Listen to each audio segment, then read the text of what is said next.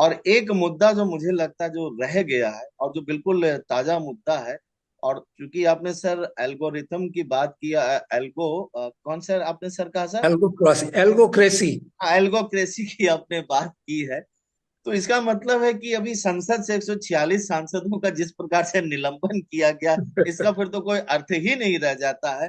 फिर तो जो मर्जी आएगी उस हिसाब से चीजें की जाएंगी। तो मदान साहब, मैं चाहता हूं आपकी तरफ सीधे, और उसके बाद सीधे धर्मेंद्र जी की तरफ चलेंगे अंतिम जी। मदान साहब जी बताएं।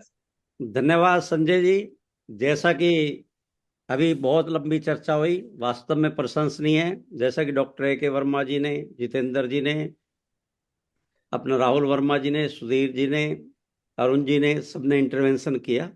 जैसा कि डॉक्टर मनमोहन सिंह जी ने अभी मुद्दा उठाया है कि ऑर्गेनाइजेशन के बारे में, ओपोजिशन की बात, मैं व्यवहारिक बात कर रहा हूं। सबसे बड़ी ऑर्गेनाइजेशन का, ओपोजिशन की ऑर्गेनाइजेशन में वीकनेस है, संगठन में, संवाद में, समन्वय में, सूचना तंत्र और सुरक्षा तंत्र में। मान लीजिए एक घड़ा है, घड़े के अंदर छेद है, तो घड़े में पानी कैसे रहेगा? मुझे प्रैक्टिकली 1.5 साल से देखने को मिला, जैसा कि राहुल वर्मा जी ने भी बात की, सभी लोगों ने बात की, कि हमारी ये पांचों स्टेटों का एनालिसिस है पूरा का पूरा, जो पार्टी को सबमिट किया गया है। उसके बाद बात आती है कि नॉर्थ इंडिया की 145 सीटें हैं।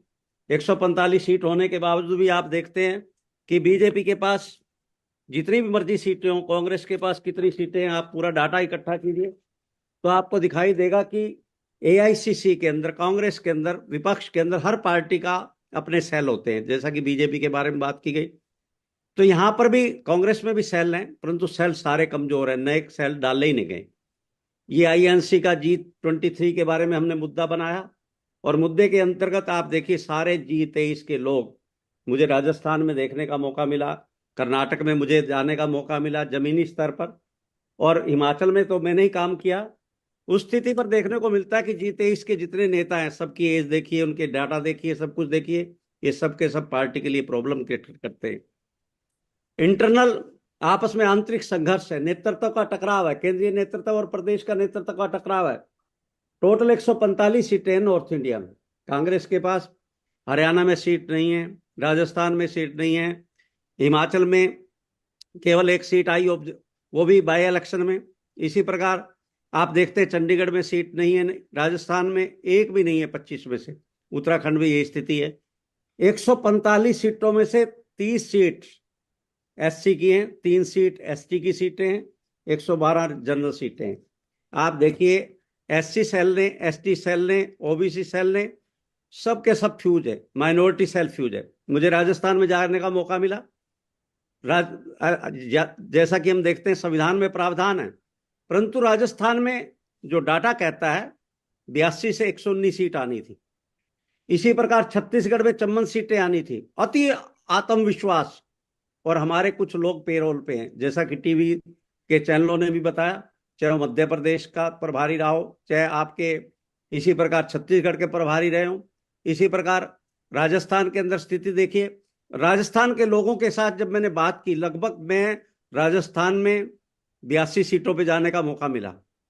वहां पे जब बात की गई वोटर्स से, नेताओं से, वहां के स्थानीय नेताओं से, वर्कर्स से, वो कहते हैं जी केसी वेणुगोपाल जी केरला से लाके बिठा दिए गए, मुकुल वासनिक जी महाराष्ट्र से ला दिए, प्रमोद तिवारी यूपी से ला दिए, आर एस सुरजेवाला हरियाणा से ला दिए, इमरान प्रतापगढ़ी को वहां भेज दिया, राजीव शुक्ला जी को वहां से बनवा दिया। तो ये सबसे बड़ी दिक्कत क्या है? जितने बड़े बड़े नेता हैं कांग्रेस पार्टी के अंदर, वो सब अपनी सीटों के लिए कोशिश करते रहते हैं, जनता से वो कनेक्ट नहीं होना चाहते। आप मानेंगे नहीं, पार्टी के पास ये पूरा डाटा सबमिट कर दिया गया था, पूरा का पूरा डिटेल, विजन, स्ट्रेटजी, टैक्टिक्स। कब का डाटा सबमिट हुआ है? 23/5/2023 का। 8 महीने हो गए, इसके ऊपर कोई अमल नहीं होता। पार्टी के अंदर कोई सुनवाई नहीं होती, कोई मैनेजमेंट नहीं होती।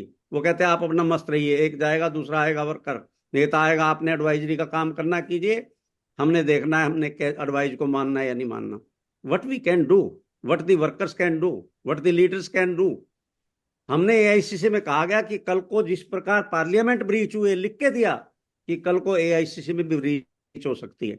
विपक्षी नेता भी इसी बात से चिंतित है कि किसी टाइम भी ब्रीच हो सकता है, सिक्योरिटी चैनल। वहां पे एंट्री नहीं की जाती, कौन आ रहा है, कोई सुपरविजन नहीं है, कोई लेना नहीं, कोई नॉर्थ इंडिया का लीडर नहीं है, लीडरशिप वैक्यूम है। और 119 परिवार कांग्रेस के अंदर आज भी मठाधीश बने बैठे हैं। वो कहते हैं हमारी सीट सेफ है, भाड़ में जाए देश। ऐसा नहीं है। जितनी बात सुधीर जी ने कही, मैं लगातार 33 वर्षों से राजनीति कर रहा हूं। मुझे 300 पार्लियामेंट देखने का मौका मिला, जाने का मौका मिला। अब 1.5 साल से मैं ऑर्गेनाइजेशन देख रहा हूं। कोई कुछ कहता रहे ये मुद्दे हैं, कुछ मुद्दे नहीं है, सब मैनेजमेंट है। 10,000 पॉलिटिकल वर्कर्स लगभग बीजेपी ने कांग्रेस से लिए। जो भी जीतने वाले कैंडिडेट है वहां जाते हैं। इन शब्दों के साथ मैं ये कहना चाहूंगा, जब तक पार्टी के अंदर एक्सपोज नहीं करते, एक्सप्लोर नहीं करते कांग्रेस पार्टी या विपक्षी दल या इलेक्ट्रल अलायंस, जब तक ये आपस में एक्सप्लोर नहीं करेंगे, एक्सपोज नहीं करेंगे जो करप्ट एलिमेंट्स हैं, नेक्सस है, बिचौलिए हैं, तब तक ओपोजिशन अलायंस का जीतना बड़ा मुश्किल है। अदरवाइज आज मैं गारंटी से कह सकता हूं, लिखित में दे सकता हूं, ये पूरे हिंदुस्तान का डाटा है, 270 सीटें कांग्रेस जीत सकती है आज के दिन भी। ओपन चैलेंज कर रहा हूं मैं इस बात को। परंतु जब तक पार्टी के अंदर से एक्सपोज नहीं किए जाएंगे, राहुल गांधी जी द्वारा, खड़गे साहब द्वारा, वेणुगोपाल जी द्वारा जो लीडरशिप है डिसीजन मेकिंग, जब तक उनको मालूम है, जब तक वो एक्सप्लोर और एक्सपोज नहीं करेंगे करप्ट एलिमेंट्स को, नेक्सस को, हमारी पार्टी का वही हाल होगा। मैं तो कहता हूं ये बहुत अच्छा हुआ, इनको अपनी वास्तविकता पता लगी, इससे इनको चिंतन मंथन और आत्म मंथन करना आवश्यक हो गया। अदरवाइज पार्टी के पास वोट बैंक है, इलेक्ट्रोल सपोर्टर्स हैं, वर्कर्स हैं। आप मानेंगे नहीं, 678 ऑब्जर्वर राजस्थान के अंदर काम करते रहे। और वहां पर क्या हुआ, मैडम सोनिया जी वहां बैठी रही, कहां 35 सीटें आनी थी, और केंद्रीय नेतृत्व के प्रयासों के फलस्वरूप 69 सीटों पर पहुंच पाए। और आप देखिए, मोदी जी खुद गए 2 सीटों पे, आपके जयपुर के अंदर वो दोनों सीटें मोदी जी के जाने के बावजूद भी हारे। आप आदर्श नगर जाइए, आप उसके बाद वहां पे मुसलमान जीते हैं, हिंदू नहीं जीते हैं। कहने का तात्पर्य क्या है, जबकि हिंदू वोट ज्यादा था, कहने का तात्पर्य क्या है कि कोई मैजिक नहीं है, कुछ नहीं है, सिर्फ वो मैनेजमेंट कर पा रहे हैं। ईडी सा डर लगता है इन कांग्रेसी नेताओं को, पैसे की कोई कमी नहीं है, साधनों की कोई कमी नहीं है। नॉर्थ इंडिया का लीडरशिप बहुत वैक्यूम है। हरियाणा में देख लीजिए, आज तक संगठन नहीं बनने दिया 20 साल से। राजस्थान में भी यही स्थिति है, पंजाब में भी यही स्थिति है, हर जगह ये स्थिति। हिमाचल में जिन लोगों ने काम किया उनको कोई पार्टी के अंदर ऑर्गेनाइजेशन में कोई वो नहीं दिया जाता, पद नहीं दिया जाता। इन शब्दों के साथ मैं ये कहना चाहूंगा कि हमारी जब तक ऑर्गेनाइजेशनल वीकनेस, संवाद, समन्वय, सूचना तंत्र, सुरक्षा तंत्र, आंतरिक संघर्ष और डिसिप्लिन, डेकोरम, डिग्निटी नहीं रखी जाती, केंद्रीय नेतृत्व को स्ट्रॉन्ग स्टेप नहीं लेते, डिसीजन मेकिंग में नहीं आते, तब तक पार्टी का रिवाइवल करना, स्ट्रेंथन करना मुश्किल दिखाई दे रहा है। Thank you very much. Sanjay ji, thank आपने यू टाइम मदान दिया, साहब। बहुत बहुत धन्यवाद। इंटरेस्टिंग। Thank you.